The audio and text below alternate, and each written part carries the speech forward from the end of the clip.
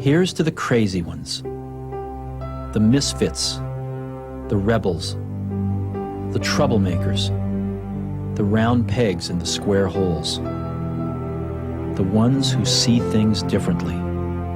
They're not fond of rules, and they have no respect for the status quo. You can quote them, disagree with them, glorify or vilify them. About the only thing you can't do is ignore them, because they change things. They push the human race forward. While some may see them as the crazy ones, we see genius. Because the people who are crazy enough to think they can change the world are the ones who do. Hello, everybody, and welcome to the Think Different podcast. We are back once again in studio for another week of Apple Talk. And yes, ladies and gentlemen, he has returned back from the wonderful country of Florida. Ladies and gentlemen, Frank, Mr. Frank Funk, Mr. Keto Frank Funk is back. That's right. In this New Jersey with his drum set. Yep. How's everybody doing? How are you, Will? Well, no one who you just asked is going to respond to that, but I'm going to tell you that I'm doing great. In baby news, everything is still going strong. We get the baby shower coming up soon, so that's all good. And the keto lifestyle, Frank, how's that going? Well, the last 2 weeks, we've been back in Jersey, and I haven't gained, but I haven't lost. So I'm stable at 205. I'm a little disappointed, but I think I'm really going to try to make some headway this week and try to lose some more weight. I want to get down below 200. So. Oh, okay. So we have a goal set in mind, Frank. Good. I just want to have a baby that works when it's born. So that's the important thing for me. But we started off this episode with a special tribute to Steve Jobs, who did his narration of The Crazy Ones, which was a very popular ad campaign they did, which didn't have Steve Jobs actually as the voice, but after his death, I believe they released that version of it, and we're here on this day of history to celebrate the passing of Steve Jobs, who died 9 years ago. So, Frank, I'm sure we have some stories regarding Steve Jobs, especially at the store. So do you have anything you could share regarding how the feedback was that day, or what you could recall of that experience when Steve passed? Well, I was working my full-time job that day, and when somebody told me, "Did you hear Steve Jobs died?" I went, I thought they were kidding, because they used to, always, I don't want to say pick on me, but because I was an Apple guy, they would always, say different things about Apple that they didn't like it, and so on and so forth. So I thought they were just pulling a practical joke. But when I found out it was real, and I went to the store that night, it was just a really different atmosphere. It was quiet. People were coming in, but they were more or less, they weren't necessarily there to buy. Some did, but more were just in disbelief. And couldn't really wrap our heads around it, because he was just so much a part. He was Apple, and so it was really, really sad, And then all the news came out about how he tried holistic medicine, and they probably could have, if he used traditional methods, he probably could have extended his life a number of years. But it was a shock. Mm-hmm. I remember going into work. I was working at another store at the time, and I saw a picture of Steve Jobs with one rose on the floor. And I saw that. I took a picture of that. I still have that on my phone today. In fact, I shared it on my personal Facebook page when that happened. And people were coming in and just giving, we're sorry about Steve, and, all that. So it really was an emotional day, at least an emotional couple days. I also remember our Apple logos went to black. Yep. We didn't have it lit up on those days. Yep.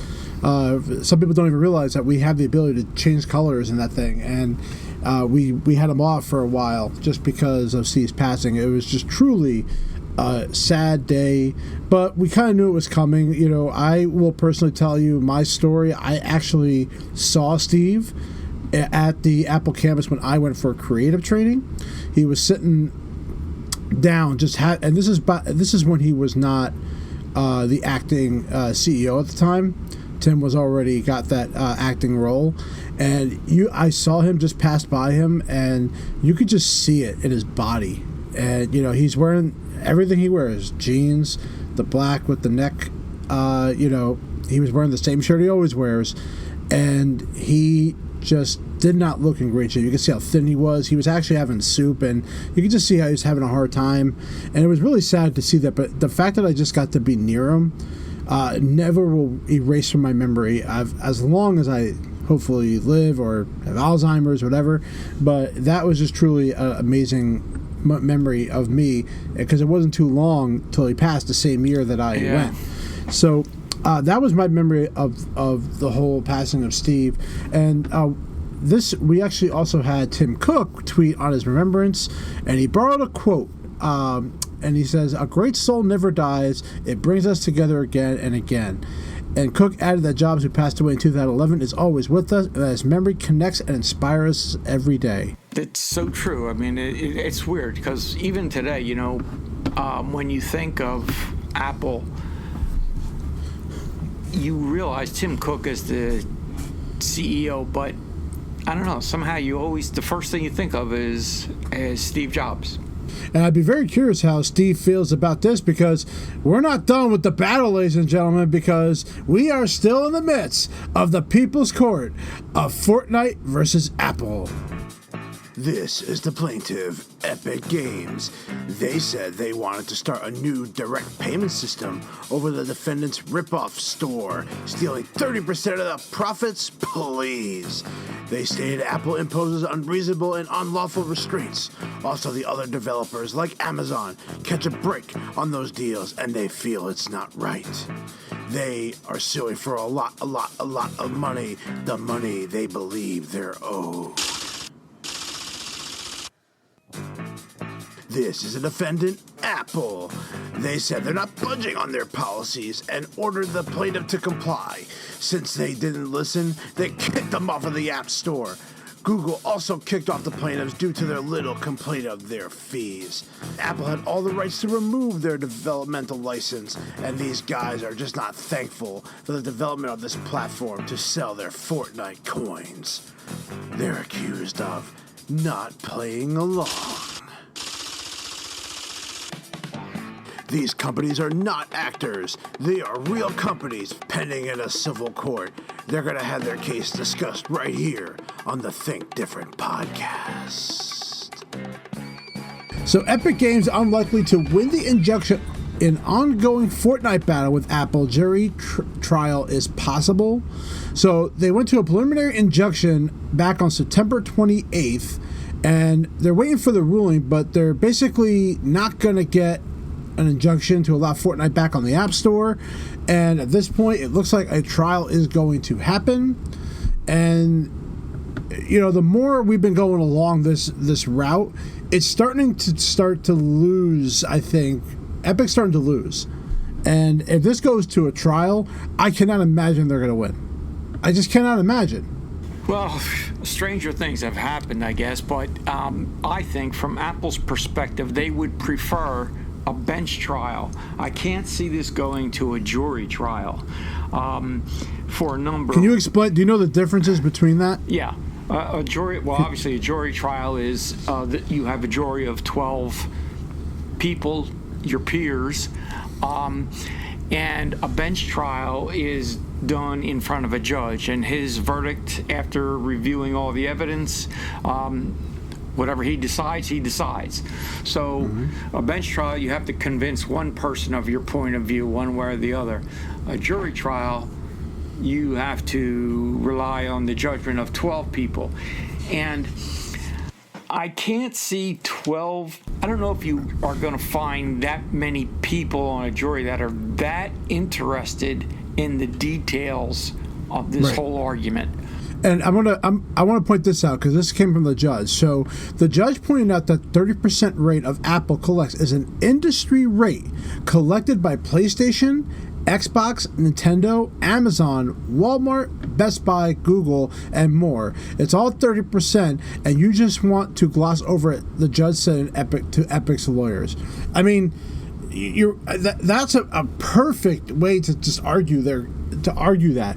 And then it's the same thing. Then don't sell on Amazon if you don't expect to give them a huge cut, because Amazon does get a huge cut when you sell on there. And the same thing with Best Buy. Even Apple stores, they're even worse. And I mean, they probably want 60%. Well, they want a lot more. That's pretty much what I mentioned to you before about even in the book industry. The publisher gets a huge chunk of the change. Now, even you put your products in Home Depot or Lowe's or Walmart, you pay to have your products in there. Yep. Because of the amount of traffic those stores have. There are 2 points that I think Apple has made. One is that by having their product on the App Store, they have access to billions of people worldwide, number one. Number two, Apple really doesn't have a commanding market share in any of the fields that they're in. So while they are a player on the field, they're not the sole player. And like the judge says, if you want to sell your product on Android, you have to put it into the Android store. There's not one store that sells. Now think about that. You have different formats, right? Different operating systems. Now you're going to go to a single store that's going to sell you programs that are applicable to iOS, programs that are applicable to Android, and any other operating system, right? Like you used to go when you go to GameStop. And the first thing they ask you when you buy a game, okay, what machine are you running on? But they still get a percentage of that sale. So it's no different than a brick and mortar. It's just that when you go to the App Store, those apps are solely for Apple products. Right. And this is a good quote. I'm sorry to cut you off, but I saw this, and this is actually from like a forum. And this person in the forum says, "I'm not a big Apple fan. I buy and love their products, but some of their actions and stances over the years have been morally reprehensible. However, I think Apple will win this case. They built a secure platform, and they're free to charge what they like. Epic knew this when they first signed up. Why are they and quite a few other whiners complaining now? Epic should build their own store, and if they're that bothered about it." That's a good point. Right.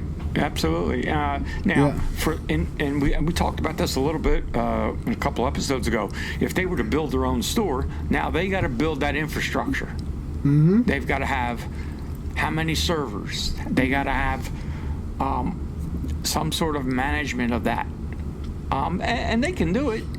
But the thing is, they're not going to be able to sell their product for an iOS device, because the only place you can buy an iOS product is on the App Store. And that's because they want to ensure the security and the integrity of the product, that it'll meet Apple standards. And that's frankly I think in my mind, one of the big things that Apple has to offer. When you buy a product from the App Store, you know that it meets Apple's stringent standards.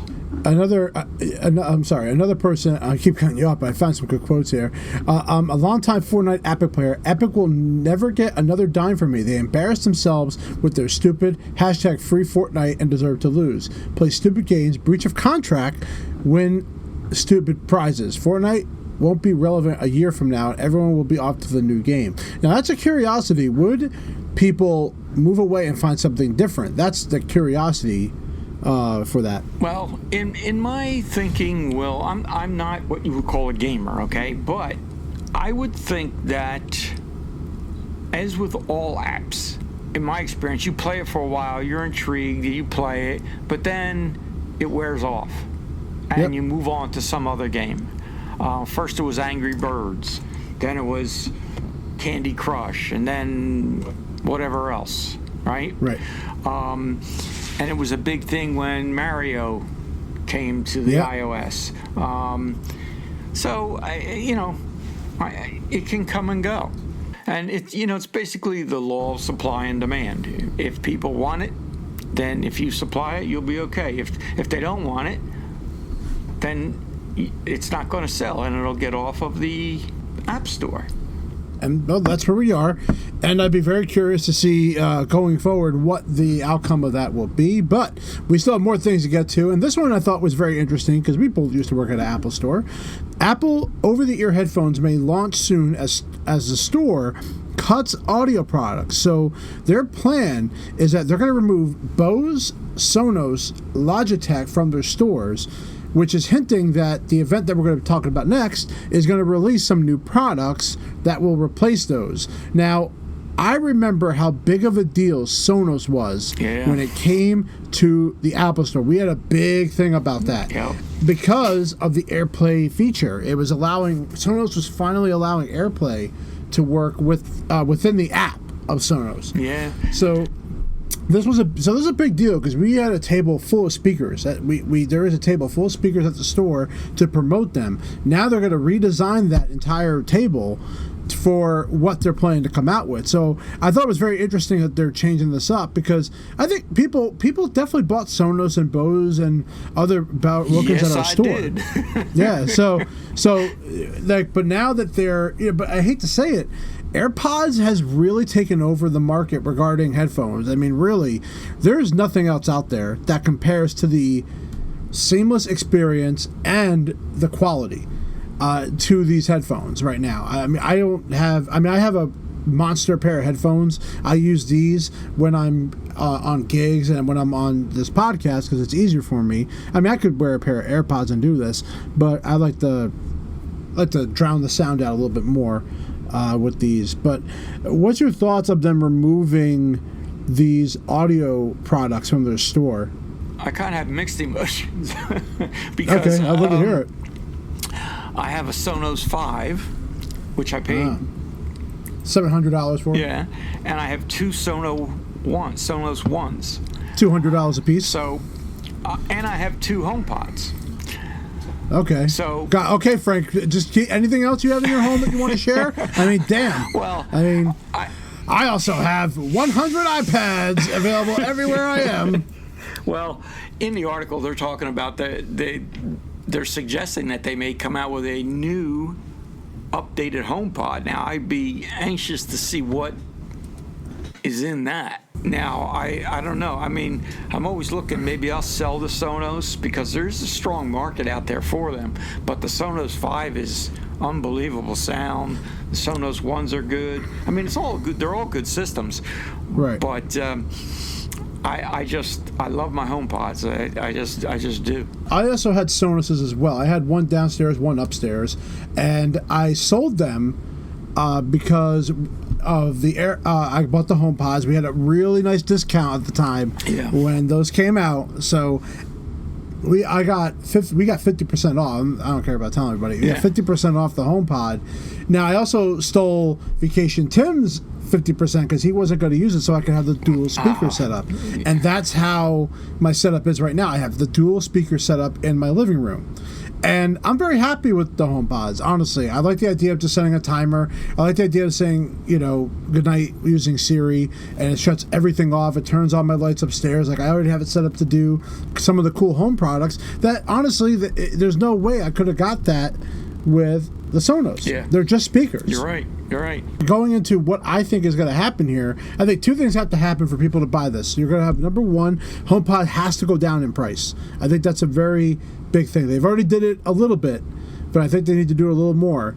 And then, obviously, the rumor is that a mini one is going to be coming out. So I wonder what that's going to look like. And I thought it was very interesting when we talk about the logo that they're using for the Apple event, and it says high speed, and just the circle icons they're using in the logo just kind of looks like, a top of a HomePod, Yeah, you're right there. It does.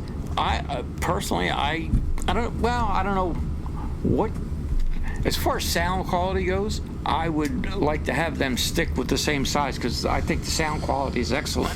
Whether you're There's nothing wrong with the size of the one now, Right. but I just think that you're trying to sell people on a high quality speaker, and you know what? When you have devices out there that are $30 and can get the job done, it's hard. Well, it's very hard. to find getting the job done.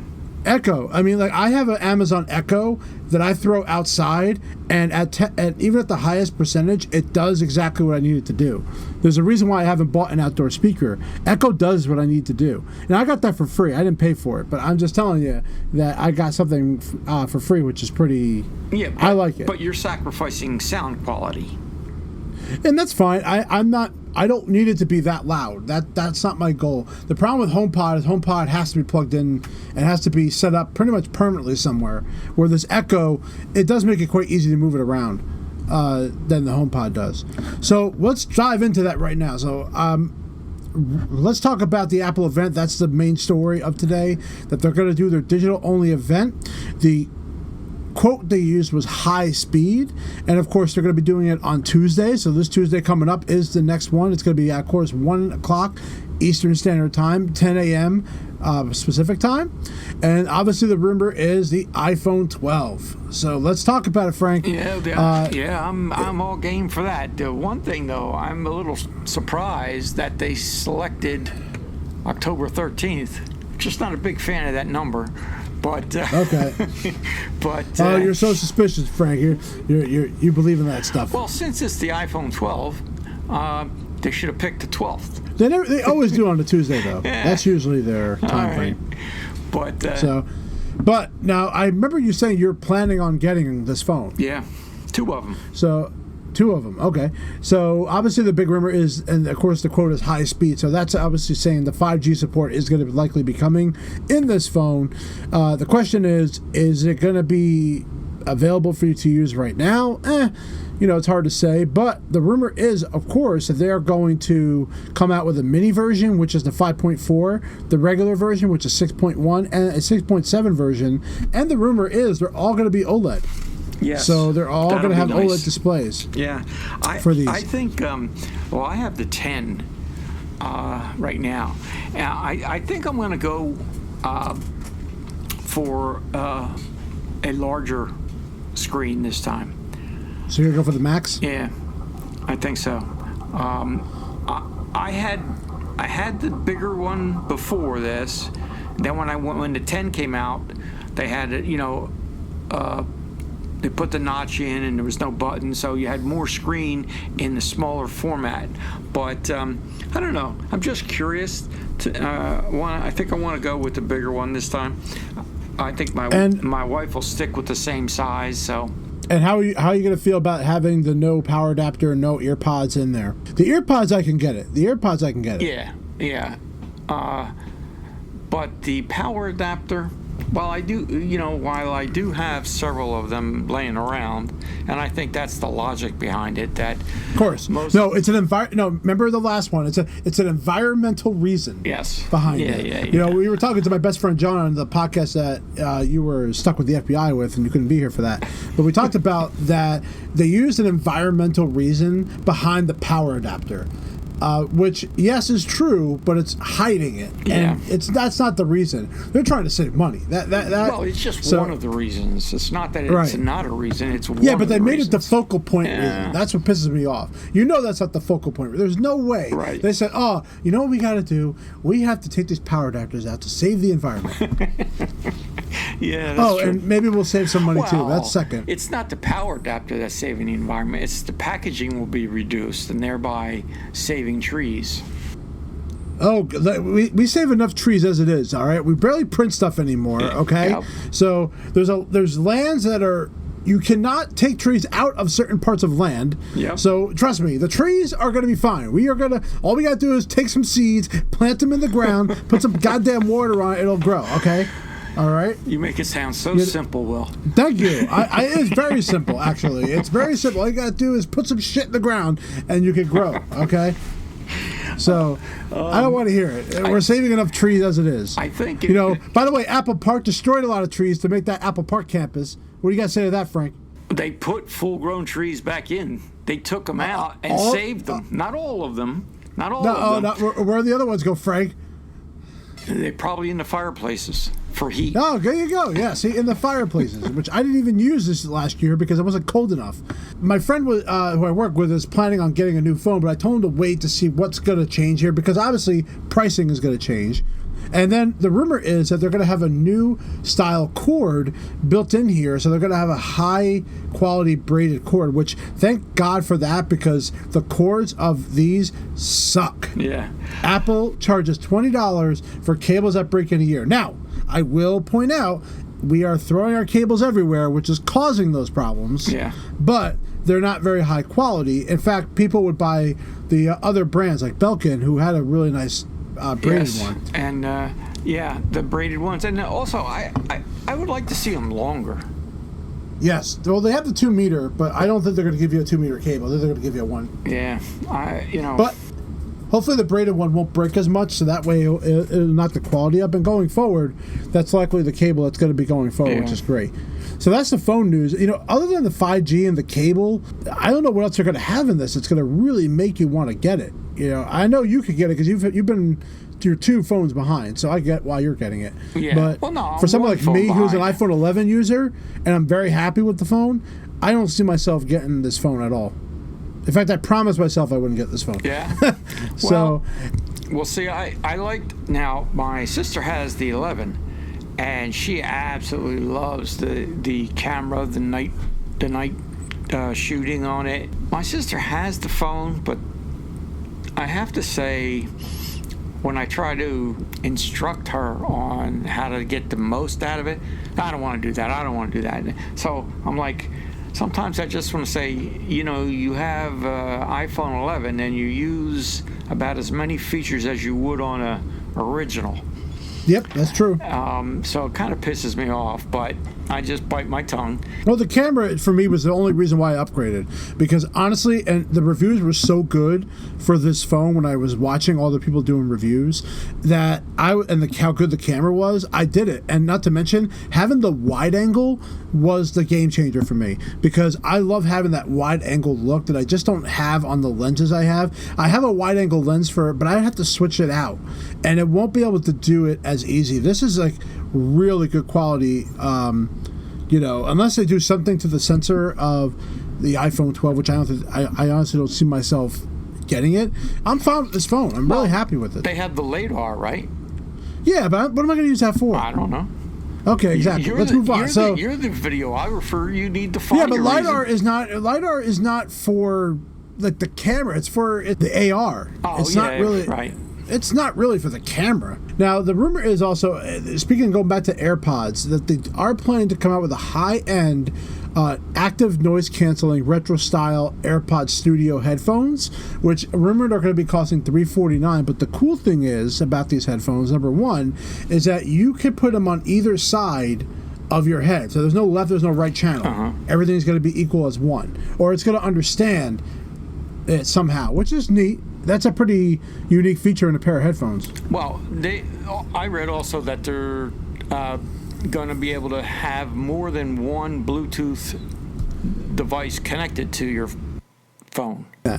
So like if you wanted to share music with someone, you want to sit in a group and you got 2 people want to listen to music on your device, the same song obviously, but you could have multiple Bluetooth devices connected at the same time. That already exists. That's iOS 14. That doesn't necessarily have to do with these pair of headphones. I know. So I wish they would put that in the. It has to be AirPods though. It can't be a. That's the thing. Right. It can't be just. I wish they would put that in the Apple TV. That is in the Apple TV. Is it? Is it really? Yes. Yes. Oh, I didn't know that. We talked about this, Frank. Did we? Oh my God! You have to cut this Ladies and piece gentlemen, out. you can already do all the things that he's asking. Now, the other item which we thought was going to come out last time was Airtags. Now, do you think we're finally going to see Airtags? I don't know. And the same deal in the logo. Again, the Apple logo that's surrounding it, it looks like an Airtag. Yeah, that's true. Yep, you're right there. I don't know. I'm right about everything, Frank. I- I'm right about everything. Well, I don't know. Do you think they're going to be profitable? I mean, you think they're going to sell? I do, because people are Apple fans like me and you, and we're suckers at buying that crap. I don't know. How about the colors on the phone? What do you think of those? I like the blue. The blue looks nice. See, that blue color that's on the new iPad Air. Yeah. That looks really nice. Like really, really nice. You think they're going to discontinue the green? I think they might add a green phone. So I think they want to make it all uniform colored. I wouldn't be shocked by that. And we talked about the smaller HomePod as well. But now the one I am really hoping they're going to talk about, the ARM-based Silicon Macs. I am so ready for this because I am so curious. And no one should buy this the day it comes out. I'm just going to let you know that now. You need to let people review it and watch YouTube. Watch guys like Brian Tong. Watch guys like him discuss it, play with it, tell them their experiences of it. Especially like for me, I'm an editor. I want to watch editors use this Mac and see what they say. But I'm really, really I'm praying that they're going to talk about this Mac. They might do a different event for it, but because they promised that this is going to be out at the end of 2020. So, well, like when they had an event where they had photographers review the camera at one of the iPhone events. I think that they should do the same type of thing with the Mac computer. They should have like Adobe there. Yep. They should have any big brands that require this, that are going to use this. Yes, I 100% agree with you on that. It can't just be Apple apps. It has to be other apps. Yes. It has to be Microsoft. It has to be Adobe. I don't care about Microsoft, but... Well, but they're important. It's a productivity tool. It's a very important tool, and they need to have them there. Yeah. So I would, from the creative side, the photography side, the videographer side, I think you guys would love to see Adobe there with Lightroom and all of their other suite of products to reaffirm the fact that, hey, if you go with this ARM computer, our products are going to be seamless. And I think that's going to win over a whole host of users right off the bat. Just like you wouldn't go to Catalina because there were issues with some of the software you're using, right? Yep. Yeah. I'm still not on Catalina, but I am going to make the jump to Big Sur when that comes out. So I am going to be going down that route. So eventually, my plan is to put an operating system on an external drive. That way, I always have the ability to go back or go to apps that I need. Because I am going to lose Photoshop support. I'm going to lose a lot of support. So I have to get used to using Pixelmator, which will be my replacement. So I have to get used to that. Well, wait a minute. Instead of Pixelator, you got Affinity Photo. Yeah, but I know Pixelmator. I have it I got it for free when we worked at the store, and I don't want to continue down working with it, but I just have to get used to it.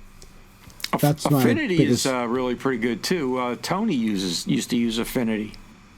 Yeah, I would have to look into it and see if I would go forward with it. But I have to ask you, Frank, since you weren't here, since we're getting to the end of the episode, what were your thoughts of all the releases that came out? Because you haven't talked since that day, so I'd be curious to know, with the iPad Air coming out, I'd be curious to know what your thoughts were of that, and the Apple Watch as well. Well, the Apple Watch, it's very interesting, but again, I think it's, for me anyway, the blood oxygen level, I think it can be useful, but I think I'm not going to go right now to that. I'm going to wait until the next one, because that'll have the blood oxygen level plus something else. So it'll give me a bigger reason to go to it. And what do you have now? You have the Series 4? No, I have the 5. Oh, yeah, there's no reason for you to upgrade with that. Yeah. But the SE is very interesting. I like that because that now gets anybody on board. Yeah. And especially if they came up with the new family setup. Oh. That's going to be really cool. Yeah, do you think they're going to talk about the family plans in this event? Well, it's bundles? supposed to... yeah, they already did. It's online with the family bundles. They're already there. So people can take a look at them on Apple.com and take a look at what the bundles are going to be. And I don't know if I'm going to do the bundle or not. It's a $5 difference between what I pay now and then going to Apple Fitness and then getting Apple News with it. I have to figure out those two services are really worth my investment for it, because that's what I'd be getting. And you get the 2 terabyte, right? I already have that. I already have a terabyte plan. Yeah. So see, we have the 200 gig, and I would like to get. I'm not. Again, are you going to crazy. utilize Apple Arcade? Are you going to utilize Apple Arcade? Yeah. No. I mean, Apple News. I don't. I look through some of the magazines that are there, and it's nothing special, is it? yeah. I mean, there are some that I might enjoy reading, but Modern Drummer and things like that. But I don't know. Is it worth? Do you have to then subscribe to them as well, or is it all just part of Apple News? You know, if you have to subscribe to it as well, I don't see the point. I might as well just subscribe to it, you know? Right. So I don't know. I have to look further into that. But I would like to update the storage. But, you know, I don't know. I'll have to look into it. My favorite feature was the iPad Air when it came out with the Touch ID sensor that's built directly into the sleep button. That is a very genius idea, which I would love for them to put on these phones now. Imagine your sleep button also becomes your Touch ID button. With facial ID or both? Both. Both. Okay. And because now we're in a new America with this coronavirus. And the reality is that we have to take our mask off in order to do the unlocking of this phone. So Face ID has now become almost a detriment. It's almost like having a Touch ID is much more valuable than having a Face ID. So I would love the idea of the button to be exposed and be able to use it to unlock my phone rather than Face ID. Yeah, but then you'd have to have all the cases where that happens all the time. Like, it doesn't matter. I don't give a $30 to spend. Okay, I'll spend $30 on a new case. Like I'll get over it. But I think the idea, the convenience of having that is too valuable to me. Okay, and I'm assuming then you'd be able to have more than one fingerprint, so you could have multiple people in there if you wanted to. Yeah. Sure. You can do it now. With the Face ID, you can only have one. So right, and that's the convenience factor. Give us options to do both. If we're not going to get a fingerprint sensor in the screen, the fact that on the iPad Air, they were able to build that in there, I thought that was the most genius thing they've come out with in a while. As far as I think it's very, very underrated. Yeah. Well, I think it's one of those things where people go, no big deal. And then when they get it, they're like, oh, I can't live without it. Speaking of can't live without it, we're out of time today, everybody. We want to thank you for joining us for the Think Different podcast. And guess what? Next week, we get to talk about everything that happened at this event.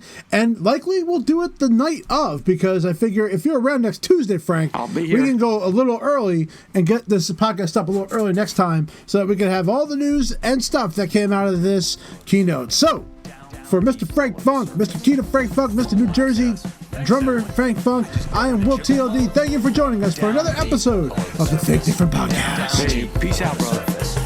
Universal, not enough for you. Try Universal too.